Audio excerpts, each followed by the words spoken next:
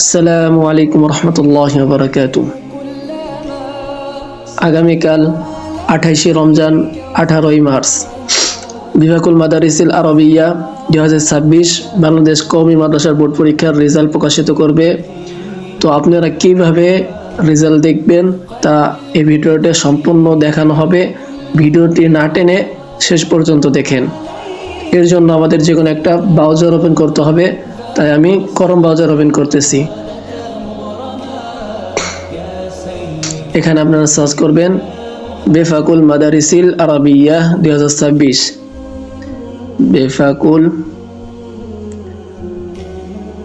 এখানে আসছে যে 2026 যেহেতু আসে না 2025 সিলেক্ট করলাম। সিলেক্ট করার পরে প্রথম যে ওয়েবসাইটটা আসবে ওই ওয়েবসাইটে চাপ দিবেন।